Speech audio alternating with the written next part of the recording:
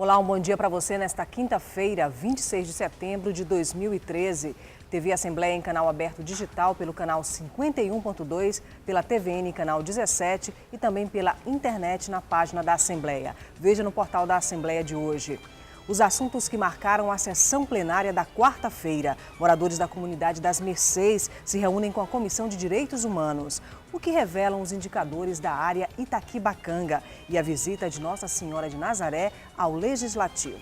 Tudo isso agora na TV Assembleia. O portal está só começando.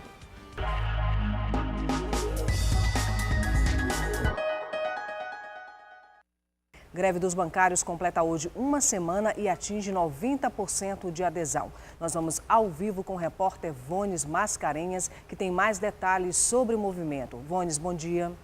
Bom dia, Cristiane. Ontem, outras 20 agências bancárias aderiram ao movimento aqui no estado do Maranhão, sendo 9 da cidade de Caxias, 4 de Imperatriz e 7 de Açailândia. Os bancários querem reajuste de 22%, isonomia, participação nos lucros das empresas em 25% dos lucros distribuídos de forma linear, o piso salarial do DIEESE, que é de R$ 2.860,21, respeito à lei das filas, além da contratação de mais bancários para melhorar a qualidade do atendimento nas redes bancárias de todo o país. Agora, pela manhã, os grevistas vão se unir aos trabalhadores dos Correios, que também estão em greve desde o último dia 17 de setembro. Eles vão realizar um grande ato público a ser feito durante todo o período da manhã no centro de São Luís. A direção dos Correios já informou que vai descontar da folha de pagamento o salário dos grevistas que estão aderindo ao movimento desde o último dia 17. O Tribunal Superior do Trabalho informou que há previsão legal para isso, até que seja julgado o dissídio coletivo entre a direção dos Correios e os trabalhadores. No entanto, esta atitude vai ser analisada pelo Tribunal Superior do Trabalho e pode ou não ser derrubada pelo próprio tribunal. Os trabalhadores querem um reajuste de 15%. A direção dos Correios ofereceu apenas 8%. Cristiane. Obrigada, Vanes, pelas informações. Vamos acompanhar aí no decorrer do dia como é que vai ficar esse movimento e o ato público aí, tanto dos servidores dos Correios como também dos bancários. Os assuntos que marcaram a sessão plenária da quarta-feira, da última quarta-feira, a entrega de hospitais no interior do estado por parte do estado, do governo do estado e também a CPI da telefonia foram os assuntos que estiveram em destaque.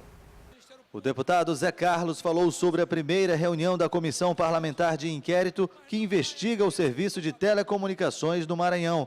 O deputado lembrou a importância dos consumidores formalizarem denúncias no PROCON. E a quantidade de reclamações registradas no PROCON é infinitamente pequena em relação à gravidade do problema no Estado.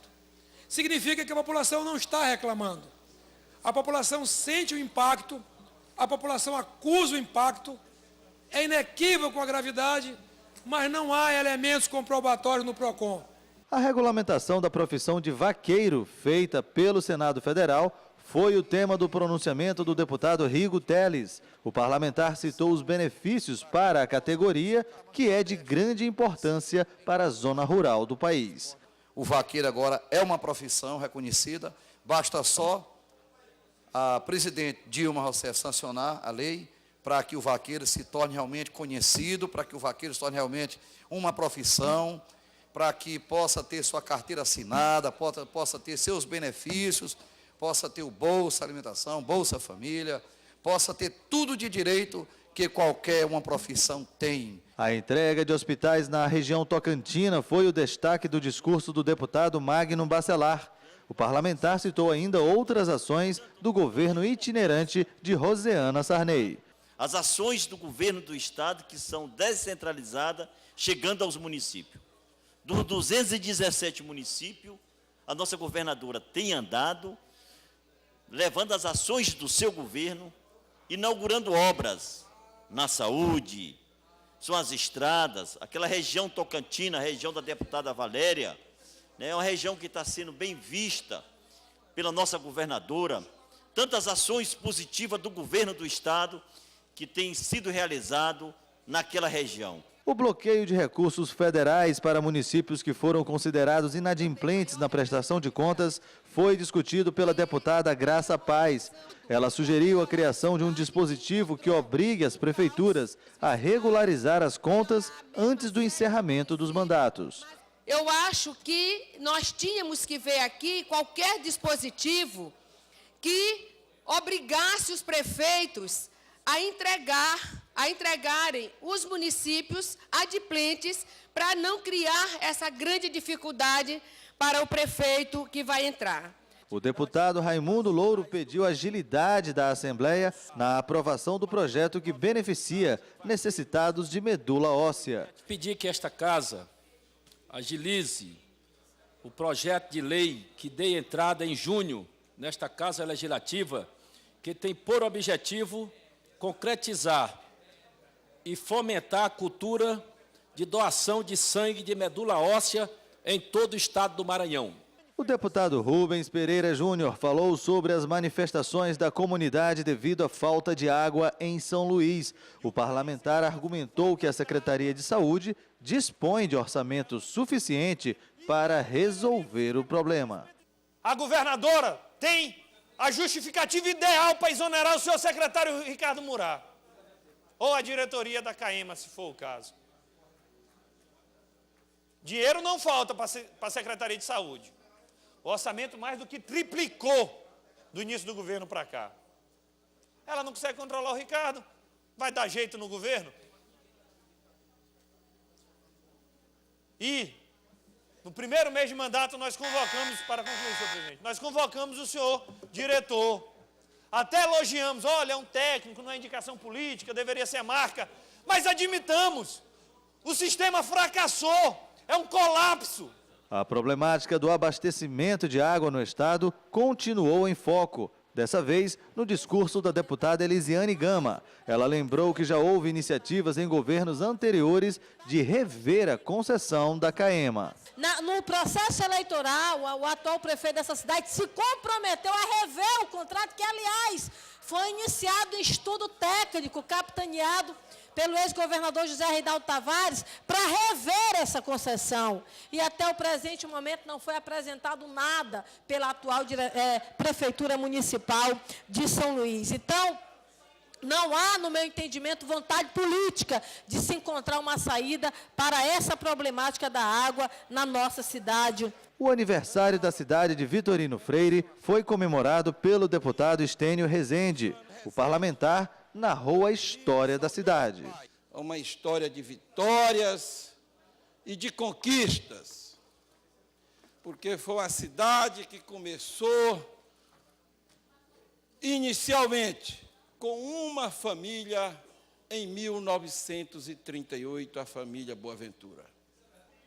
Iniciou-se ali uma pequena vila e, nos anos 40, passou-se ao povoado Água Branca.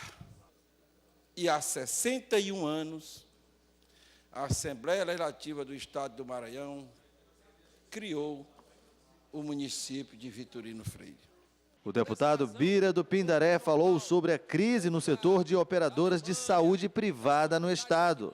Bira do Pindaré citou o caso específico da Unimed. E eles ainda asseguram que, na pior das hipóteses, o plano de saúde fechar, eles asseguram que podem fazer a migração para a Unimed Norte e Nordeste, que é a opção que eles ofereceram na reunião que fizemos no Ministério Público Federal. Então, eu considero um avanço, embora ainda tenhamos preocupações em relação aos resultados finais dessa situação da Unimed aqui em São Luís, mas estaremos vigilantes. Moradores da comunidade Jardim das Mercês, em Pasto Lumiar, se reuniram ontem com parlamentares da Comissão de Direitos Humanos aqui da Assembleia Legislativa. Os moradores vivem sob a ameaça de despejo desde que o Estado pediu a reintegração de posse. A presidente da Comissão de Direitos Humanos da Assembleia Legislativa, a deputada Elisiane Gama, ouviu os moradores da comunidade Jardins das Mercês, município de Passo do Lumiar. Eles contam que há 8 meses ocupam uma área de 14 hectares. Dona Domingas explica que a Secretaria de Cidades pediu a reintegração de posse da área que pertence ao Estado e que já existe uma liminar favorável à CECID. O despejo pode acontecer a qualquer momento. Para onde nós vamos? Se chegarem a tirar nós de lá, nós vamos para onde? Nós não podemos pagar um aluguel. Então, é uma área que está livre. Antes não servia, estava só matagal. Hoje está uma população, está todo mundo trabalhando. Hoje está desmatado, tem seus barraquinhos, a gente vive tudo trabalhando. Então, eu acho que essa área é uma área que é para as pessoas carentes que deve servir, não para viver aquele matagal que vivia antes. Simonica veio de Santa Helena, interior do estado. Vendeu tudo que tinha para construir uma casa na comunidade e se tratar de um câncer de útero na capital. E agora teme não ter para onde ir. Eu temo só que eles me deixam na rua. Eu não vou conseguir sair da minha casa. Eu não tenho para onde ir. Eu não tenho como pagar aluguel. Eu vou depender de quem? Eu não dependo de ninguém. Eu não tenho marido aqui também. Então fica uma situação para mim difícil. Eu não vou, se eles chegarem a derrubar a casa, para onde eu vou ficar? Na rua. Eu não tenho para onde ir. Foi dito ainda durante a reunião que a reintegração de posse é para a construção de moradias do programa Minha Casa Minha Vida. A deputada Elisiane Gama informou que vai intermediar uma conversa dos moradores com o governo do estado. Atualmente, 100 famílias residem na comunidade Jardins das Mercês. Nós estamos agora mantendo contato com o governo, já que o terreno é de propriedade do governo do estado, para que o governo possa atender essa comunidade através do programa Minha Casa Minha Vida, entidade, junto à Caixa Econômica Federal. Seria a saída plausível, a saída melhor e a saída que a comunidade entra no acordo, para evitar que essa decisão liminar tenha que ser cumprida com a ação da Polícia Militar, que, como todos nós sabemos, geralmente acaba sendo uma ação traumática, trazendo realmente problemas para os moradores e para o próprio Estado, para o próprio proprietário. Então, a gente tenta evitar esse problema através desse acordo, já há sensibilidade do governo, e isso já é realmente um bom caminho, porque se houver acessibilidade do governo e disposição da comunidade, a gente automaticamente chega a um resultado final, que é garantir o espaço, né, e garantir, acima de tudo, moradia para esses moradores. Bom, a Secretaria das Cidades, do Estado das Cidades, reiterou que a área integra o programa Minha Casa Minha Vida para a construção de casas que devem atender famílias que não têm moradia. Veja no próximo bloco os números da violência contra os homossexuais e o plano estadual contra a homofobia. Um instante só.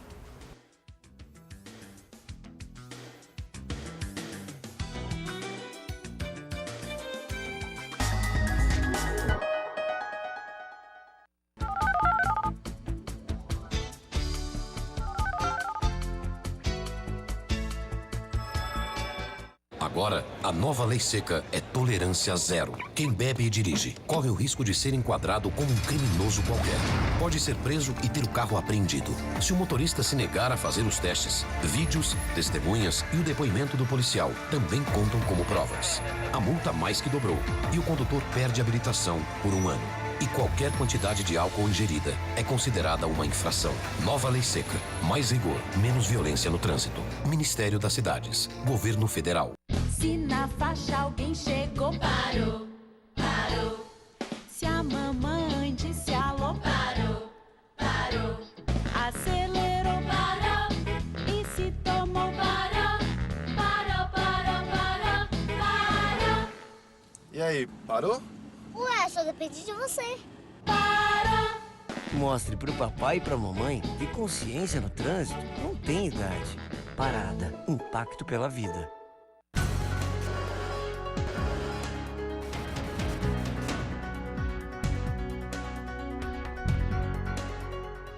Você fica constrangido quando encontra uma pessoa com deficiência?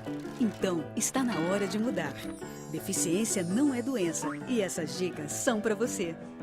Risque do seu vocabulário palavras como surdo-mudo, surdinho ou mudinho. Use a palavra surdo para se referir a pessoas que não ouvem. Mesmo que o surdo esteja acompanhado de um intérprete, fale sempre dirigindo-se a ele e não ao intérprete. O surdo pode se comunicar com você por meio da linguagem de sinais, da escrita ou pela linguagem labial. Neste caso, Fique de frente para ele e fale pausadamente.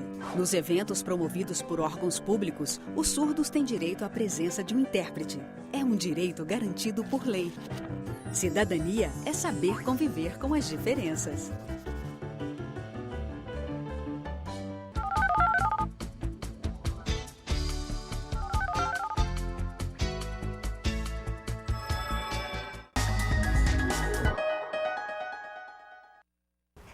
Entre 2011 e 2012, foram registradas 309 violações contra homoafetivos. Em menos de uma semana, 2 homossexuais foram vítimas de homicídio em São Luís. O caso mais recente é do ex-candidato a vereador Emanuel Pereira Magalhães, conhecido como Pompom Magalhães, de 34 anos. Ele foi assassinado a facadas na noite da última terça-feira, no bairro do São Cristóvão. A Secretaria de Estado de Direitos Humanos, Assistência Social e Cidadania lança no início de novembro o programa Maranhão Sem Homofobia e o Plano Estadual de Políticas Públicas para LGBT.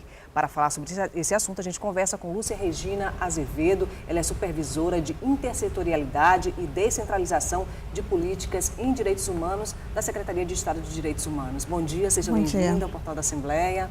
Obrigada, bom dia. Bom, a gente vê que esses números da violência contra os homoafetivos, contra os homossexuais, revelam que, de fato, é necessário e urgente uma política pública nesse sentido.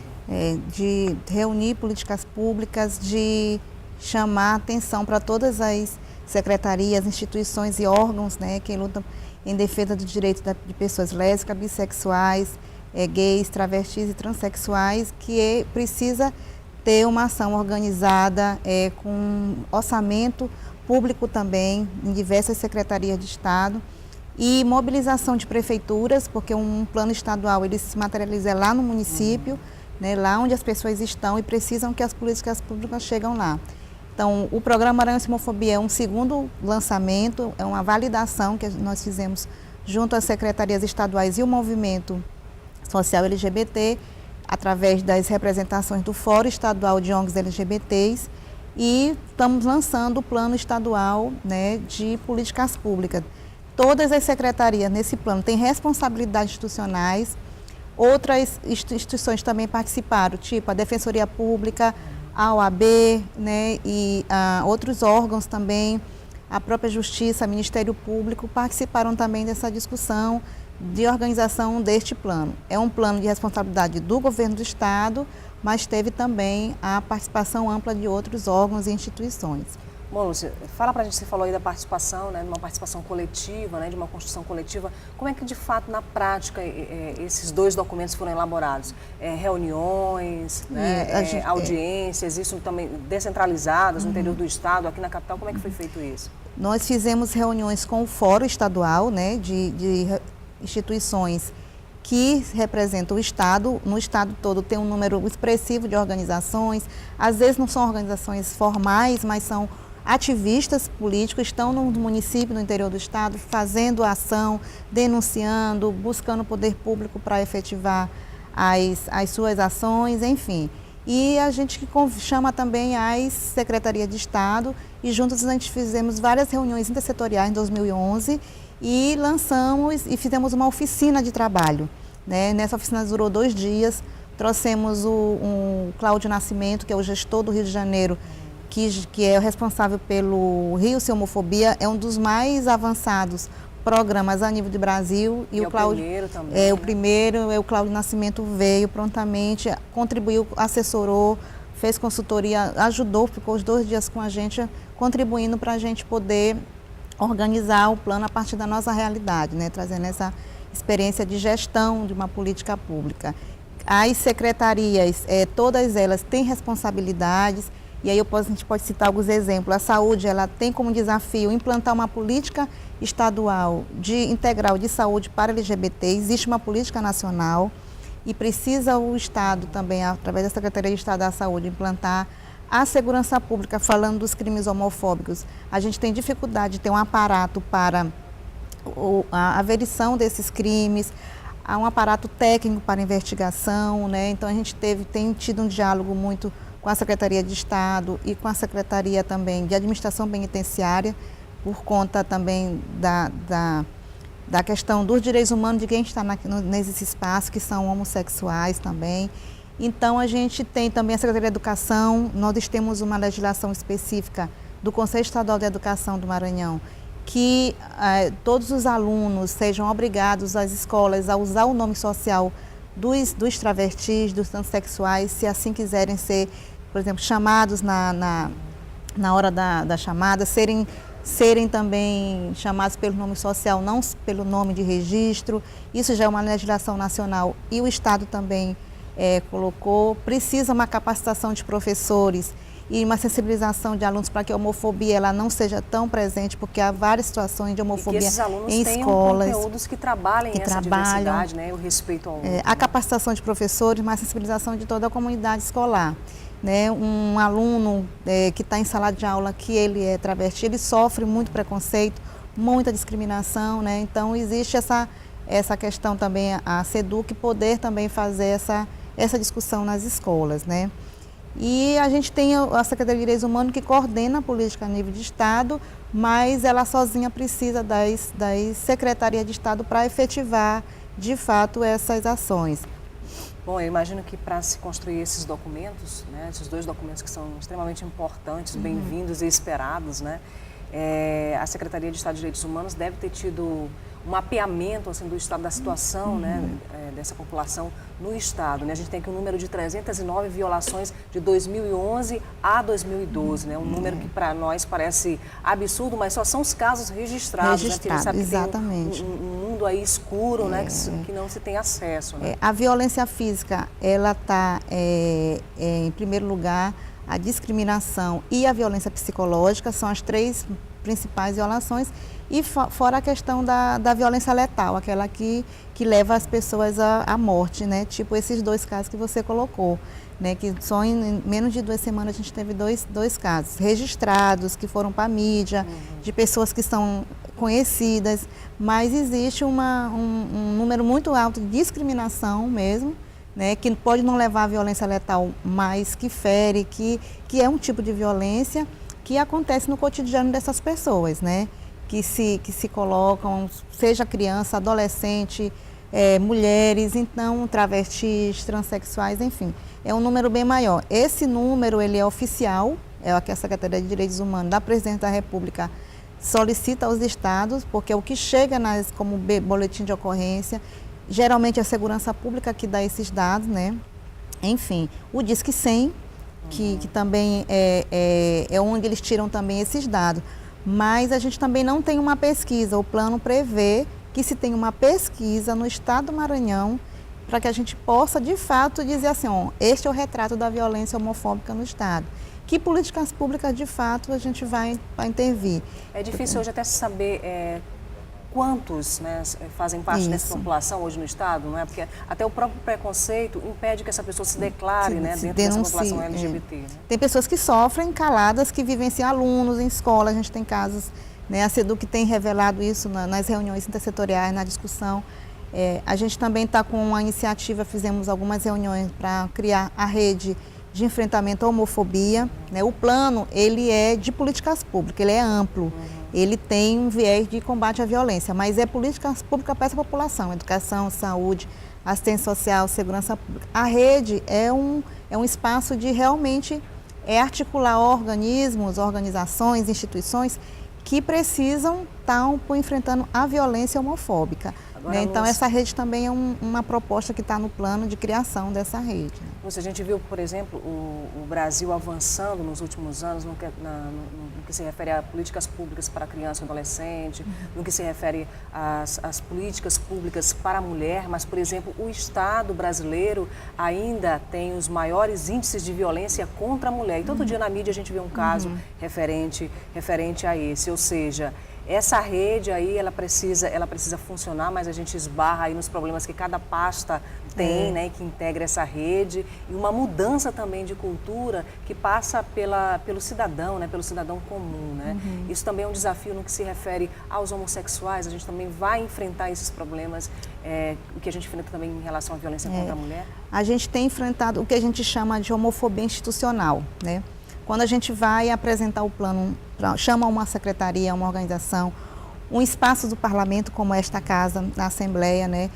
E vai ser convidada para o lançamento do plano, vai ser sensibilizada, vai receber, vai ser provocado para poder definir projeto de lei que possa contribuir para que o plano saia do papel, de fato aconteça, enfim, porque são os 3 entes, é o judiciário, o executivo, o legislativo, que precisam funcionar. Então, a cultura, a homofobia institucional, como a gente costuma falar, ela existe nos gestores, nos técnicos, num profissional que atende lá numa unidade de saúde, num espaço da assistência social, na escola. Então, isso é um processo também, né, que tem a ver com a cultura, com a educação, da gente respeitar os direitos humanos das pessoas, independente da sua orientação sexual, né, independente da sua cor, da sua classe social. Isso a gente precisa trabalhar mais fortemente na educação. A educação também tem esse papel de fazer esse processo de prevenção, de discussão, mas em casa, na família, a mídia, precisam também estar trazendo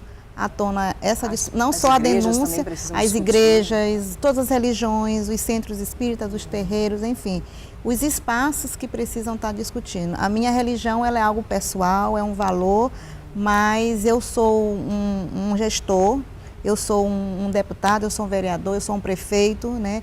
Mas eu preciso também perceber que isso é um de cunho íntimo, um fórum íntimo, mas a minha postura, a minha postura enquanto gestor, isso a gente tem discutido com os secretários, com as equipes técnicas das secretarias, que essa postura ela tem que ser uma postura política de direitos humanos. Então, pessoal, a violência, os assassinatos, eles são reais, presentes. Vamos fazer o que com relação a isso, né? Qual é a postura também, o que a gente vai, que compromisso nós temos nesse plano, né? O que a gente pode estar fazendo independente dos meus valores religiosos, pessoais, enfim, né? Lúcia, agora no começo de novembro deve ser lançado o plano, já tem a data prevista dia 1º? Dia 1º de novembro, foi adiado, ia ser agora 27, mas a discussão com a vice-governadoria que a gente tem feito muito fortemente, de que a gente precisa também mobilizar prefeitos, né? Então a gente tem discutido muito com o vice-governador de que esse plano precisa ter uma visibilidade. A Assembleia Legislativa também vai ser mobilizada pela própria vice-governadoria e os prefeitos dos 217 municípios. Tem municípios que já têm iniciativas com relação à ação, uma coordenadoria dentro de uma secretaria, enfim, mas precisa ser a responsabilização também desses gestores. Aí por isso também foi o adiamento da data, vai ser 1º de novembro, às 10 horas, no Palácio Henrique de La Roque, o lançamento oficial, né? Mas ele já está sendo também interiorizado, discutido, encaminhado para as secretarias, né? A proposta do plano. O que vai sair é um documento formal, né? Mas ele já está, porque a gente está também em processo de PPA, todos os secretários receberam o plano com uma recomendação de que acolham nos seus PPAs a ação voltada para esse segmento. Até porque precisa ter orçamento para colocar essas ações em política prática, pública, né? Não se faz sem orçamento. Provavelmente esta casa vai ser também provocada para definir emendas parlamentares, para também ver o que não está sendo, não tem recurso para cumprimento do plano, enfim, né? A gente está fazendo esse movimento, o lançamento, a visibilidade, a formalidade que precisa ser feita, mas ela já está sendo interiorizada nas secretarias de Estado. Lúcia, muito obrigada pela sua entrevista aqui no Portal da Assembleia. A gente que agradece. Bom, veja no próximo bloco, pesquisa mostra os indicadores da área Itaquibacanga. Um instante só.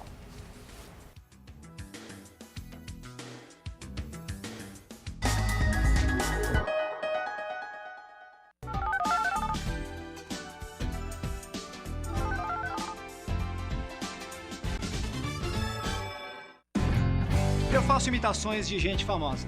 As aparências podem enganar, mas as digitais não. Ninguém pode se passar por outra pessoa. O recadastramento biométrico começou em várias cidades do país. É a Justiça Eleitoral tornando as eleições ainda mais seguras. Verifique se na sua cidade está acontecendo a biometria, pois quem não comparecer no prazo terá seu título cancelado. Saiba mais no site tse.jus.br. TSE, Justiça Eleitoral.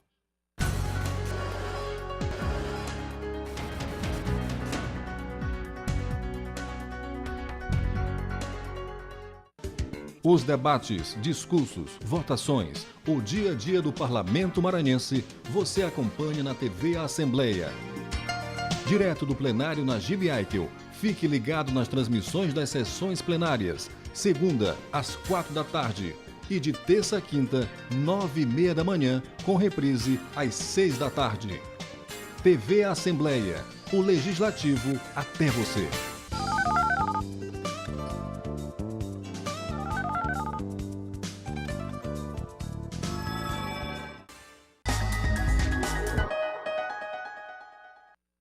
Área Itaquibacanga, um diagnóstico socioeconômico revela o perfil da região que concentra o maior PIB da capital.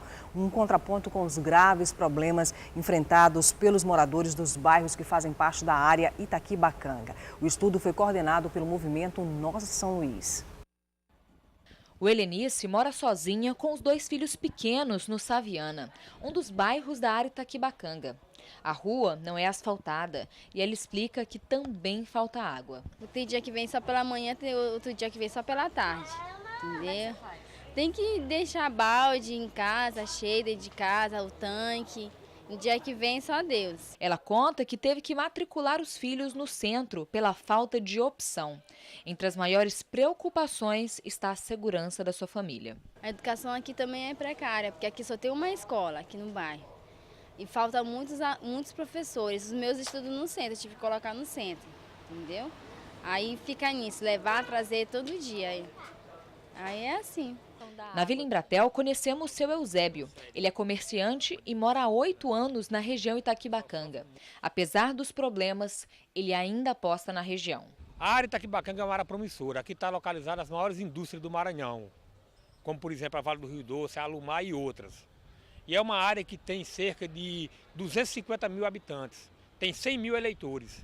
Então a área Itaquibacanga é uma área promissora para o crescimento. A área Itaquibacanga compreende mais de 30 bairros, entre eles distritos da zona rural de São Luís.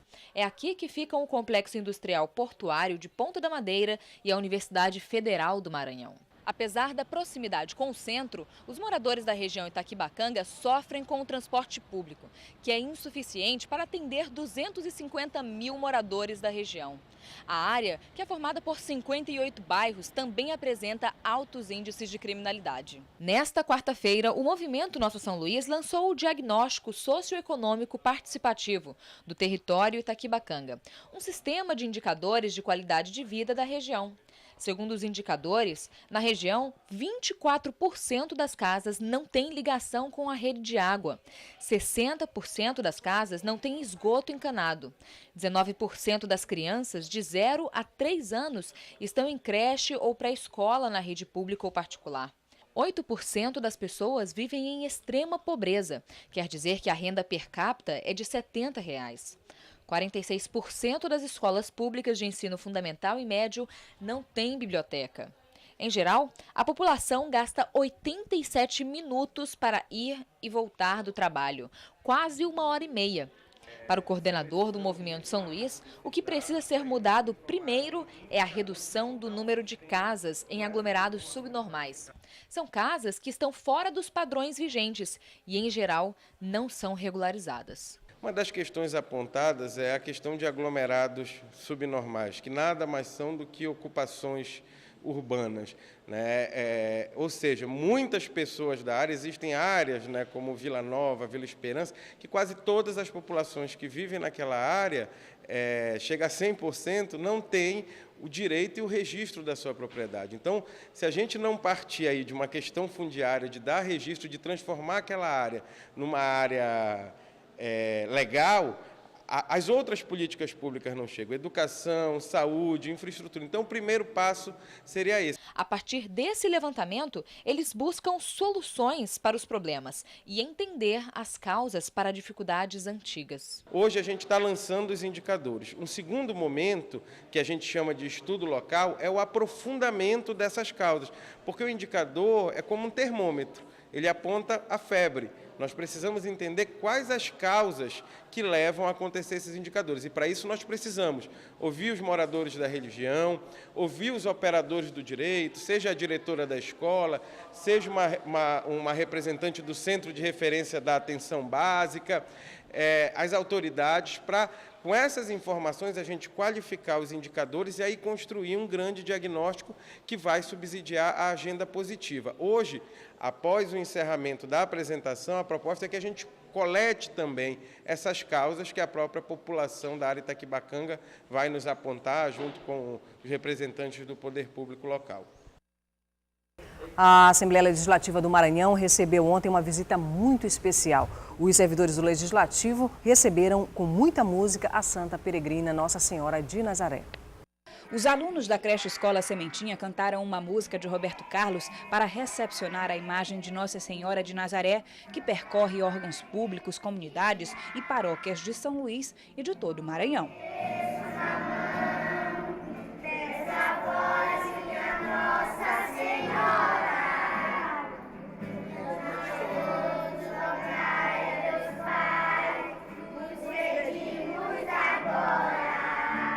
A ideia da peregrinação é divulgar o Círio de Nazaré, festejo católico tradicional que acontece todos os anos na igreja do bairro do Coatraque, na capital. A festa na comunidade já começou e vai até o dia 13 de outubro. A visita da Santa Peregrina foi marcada por uma celebração. Em sua homilia, o padre André Luiz falou sobre a importância do festejo para os católicos como um momento de refletir e fortalecer a fé. A peregrinação com a imagem de Nossa Senhora de Nazaré, a divulgação das nossas solenidades, de nosso festejo do Círio de Nazaré, que é chamado Festa da Luz, né? E que para nós é um momento importantíssimo, né, de refletir acerca de nossa fé, acerca de nossa caminhada e também acerca de Maria como mãe da igreja, como mãe de Deus e como nossa mãe. A imagem da Santa Peregrina foi recebida por crianças, diretores, funcionários da casa e também pelo presidente da Assembleia Legislativa, deputado Arnaldo Melo. A pausa nas atividades foi garantida por demonstrações de fé e emoção. A Nossa Senhora nos visita, nos dando o exemplo da mulher que ela foi nessa terra. A mãe de uma dedicação extremada, acompanhando até a crucificação do seu filho e o recebendo nos braços. A mulher forte, que depois da morte do filho, soube reunir os discípulos para continuarem pregando a mensagem de Jesus. A companheira de José, o exemplo de mulher que a gente deve sempre se lembrar e que nos sirva de exemplo para nossas vidas.